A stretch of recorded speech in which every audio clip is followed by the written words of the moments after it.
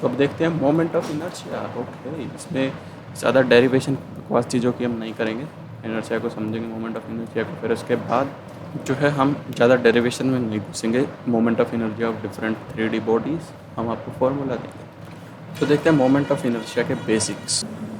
देखो ये है मोमेंट ऑफ इनर्शिया के बेसिक। मान लो एक मासलेस रोड से कई सारे पार्टिकल लगे हैं, M1 M2 बड़ा दुनिया भर के हैं, मैं कुछ नहीं कह रहा, ठीक है, Mn तक। तो उससे पहले एक स्टोरी बताता हूँ।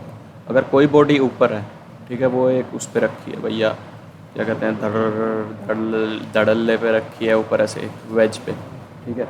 तो आप क्या मेरे को बता सकते हो, जब उसको हम छोड़ते हैं तो हर किसी की काइनेटिक एनर्जी डिफरेंट होती है, ऐसा क्यों होता है? वेलोसिटी भी डिफरेंट आ जाती है उसकी, क्योंकि बॉडी के मास पे बहुत ज़्यादा डिपेंड करती है काइनेटिक एनर्जी। इतने जितना ज़्यादा मास होता है बॉडी का, उतनी वेलोसिटी बॉडी की कम आती है। अगर आप दिमाग लगाओगे तो काइनेटिक एनर्जी क्योंकि कांस्टेंट होगी mgh, उस हिसाब से मतलब ज़्यादा मास वाली बॉडी की काइनेटिक एनर्जी रिस्पेक्टिव आती है। पर मास जो है वेलोसिटी को मूव नहीं करने देता। ज़्यादा मास है तो उसको वेलोसिटी v देने में बहुत ज़्यादा एफर्ट करना पड़ेगा एज़ कम्पेयर टू छोटा मास है उसी को सेम वेलोसिटी v देने में। तो इसीलिए जब काइनेटिक एनर्जी में हाफ जो m आता है तो m और v², ये मेजर होता है बेसिकली अपना इनर्शिया का, ठीक है, mass is the measure of inertia. और वेलोसिटी जो हमारी v, पर रोटेशनल मोशन में वेलोसिटी की जगह ओमेगा होता है, तो यहाँ ओमेगा का स्क्वायर आना चाहिए। ओमेगा का स्क्वायर अगर आप जो भी क्वांटिटी यहाँ होगी, जो उसको इसी को तो कहेंगे रोटेशनल इनर्शिया या फिर moment of inertia. Rotational inertia basically is equivalent to linear inertia, जिसको मोमेंट ऑफ इनर्शिया बोलते हैं, आई से डिनोट करते हैं इसको। तो ये काइनेटिक एनर्जी यहाँ होगी हाफ mi और जो है vi², ठीक है, यहाँ से half mi vi² is equal to kinetic energy. तो अब ri जो होगा वो बेसिकली vi जो होगा, सॉरी, वो होता है ri ओमेगा, किसी भी पार्टिकल की कहीं से भी, ठीक है, उसकी रेडियस और ओमेगा। काइनेटिक एनर्जी की v² की जगह ये रख दो और ओमेगा² को बाहर लिया, क्योंकि v is equal to r omega होगा, m तो है ही। तो हाफ ओमेगा² बाहर आ गया v से, mi इंटू ri²। तो ये होगा मोमेंट ऑफ इनर्शिया। ये है इनर्शिया की क्वांटिटी, तो यही आ रही है जैसा मैंने पीछे बात में डिस्कस किया था। तो दैट इज़ इट, ये आ रहा है I mi ri² moment of inertia. तो काइनेटिक एनर्जी की half I omega for a rotating body. एक बात तो मैं पता नहीं भूल गया, मोमेंट ऑफ इनर्शिया जो है वो एक स्केलर क्वांटिटी होती है, ये तो सबको पता होगा यार। Inertia is a scalar quantity, ये क्वालिटी होती है बॉडी की बेसिकली। अगर आप दिमाग लगाओगे तो ये kg/m² इसकी डायमेंशंस हैं।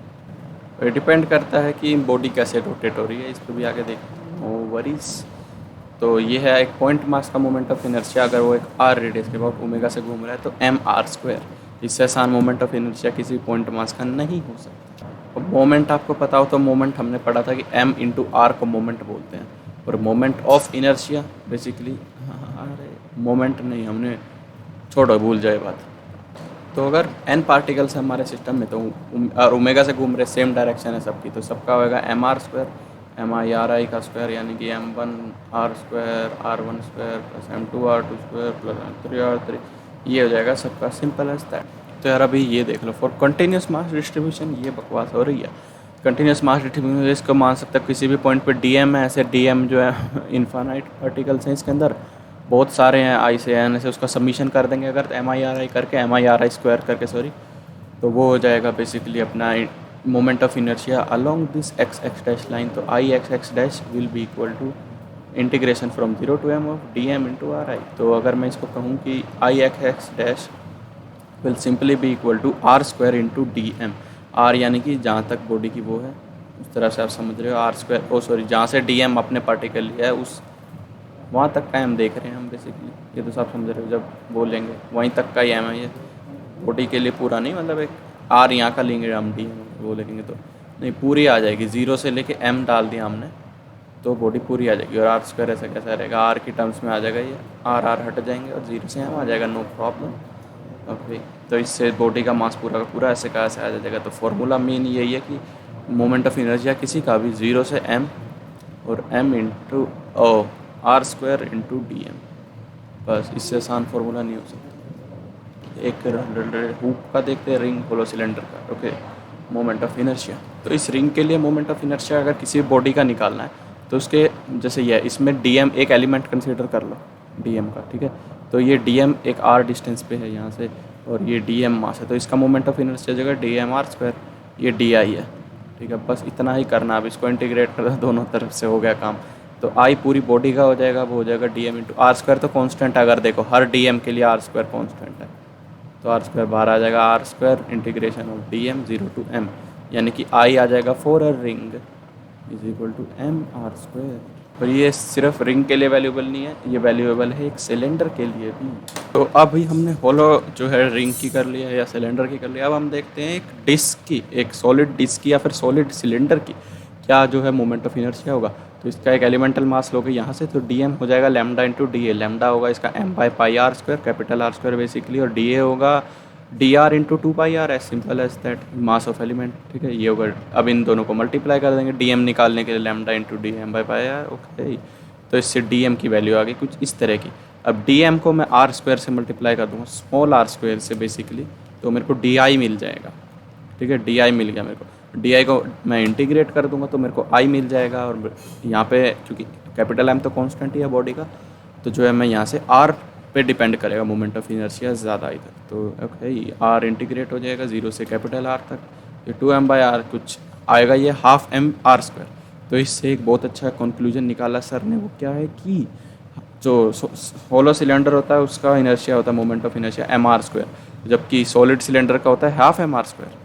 तो इसका मतलब it is difficult to rotate a hollow cylinder as compare to solid cylinder. आया समझ? ओके ऑसम, कि moment of inertia solid cylinder का कम है as compare to hollow, half कम है। तो अब आते हैं रोड के लिए। रोड के लिए अबाउट इट सेंटर, तो बेसिकली बहुत ईजी है, वही लैम्डा इंटू डी एक्स से डी एम निकालेंगे, डी एम को एक्स स्क्वायर से मल्टीप्लाई कर देंगे तो डी आई आ जाएगा। डी आई को इंटीग्रेट कर देंगे, तो डी आई को जब इंटीग्रेट करेंगे हम, तो लिमिट्स क्या डालेंगे, लिमिट्स हम डालेंगे माइनस एल बाई टू से प्लस एल बाई टू। ठीक है भैया, माइनस एल बाई टू से एल बाई टू। ये मत पूछ लेना क्यों भाई, क्योंकि सेंटर से घुमा रहे हो आप इसको आप सेंटर से घुमा रहे हो इस रोड को, ना कि आप वैसे घुमा रहे हो। ओके, जैसा कि यहाँ हम देख सकते हैं, ये हमने सेंटर से घुमाया है इसको। ठीक है, तो ये minus L by two lower limit और मैक्सिमम लिमिट है प्लस एल बाई टू, तो इससे आ जाता है एम एल स्क्वायर बाई 12। और जो कि जायज़ बात है यार, एम बाई 12 है, बहुत ईजी है इसको घुमाना, एम एल स्क्वायर बाई 12 को सेंटर से एज़ कम्पेयर टू जो है इसको यहाँ से पकड़ के, कोने से पकड़ के घुमाना। आगे देखते हैं वो भी। At the end of this video अब मैं सारे फॉर्मूले को डिस्कस कर लेता हूँ मोमेंट ऑफ इनर्शिया के। तो रिंग का मोमेंट ऑफ इनर्शिया होता है M R square, R is the radius of the ring. Cylinder का होता है एम आर स्क्वायर, दोबारा से क्योंकि वो रिंग का ही एक्सटेंशन होता है, तो नो प्रॉब्लम अबाउट इट, बस मास बढ़ जाता है, पर यू नो उसको घुमाने में तो उतनी दिक्कत आएगी जितनी इसको आएगी, बस मास के रिलेटेड। ठीक है, चीज़ वही रहेगी, कोई अलग से कॉन्स्टेंट नहीं आ जाएगा। डिस्क का होगा हाफ एम आर स्क्वायर, आधा रिंग का। डिस्क आसानी से घूम जाएगी as compare to same mass की रिंग, क्योंकि यार वही मास इवनली डिस्ट्रीब्यूटेड है रिंग में। थोड़ा जो है इसका एक रिंग में जो है सारा एम मास इधर ही है, जबकि इसका थोड़ा एक्सिस के पास है। जितना जितना एक्सिस के पास होता है वो क्या बोलते हैं अपना मास, नेट मास, उतना उसका मोमेंट ऑफ इनर्शिया कम होता है। बस एज सिंपल एज दैट, क्योंकि एक्सिस के पास आएगा इसका, यहाँ कहीं सेंटर ऑफ मास आएगा जहाँ पॉइंटर है। तो सिंपल एज दैट कि ये एक्सिस के पास है, वो तो यहीं है इसका, तो एम तो इतना हमको पता है, तो F M R square half M R square. Solid cylinder की बात करें तो इसका भी हाफ एम आर स्क्वायर इसी का एक्सटेंशन है। और रोड का बात करें, एक रोड जो अपने सेंटर पे घूम रही है, इसका एम एल स्क्वायर बाई 12, और जो कि अपने वन एंड पे घूम रही है, तो इसकी एक्सिस ऑफ रोटेशन से दूर मास है, तो इसका ज़्यादा moment of inertia M L square by 3। Hollow sphere का होता है 2/3 एम एल स्क्वायर, और है ये अपना सॉलिड स्फेयर का होता है 2/5 एम एल स्क्वायर। तो क्वेश्चन है मेरा कि रोड का क्या होता है अबाउट जो है उसका वन एंड के। Good bye.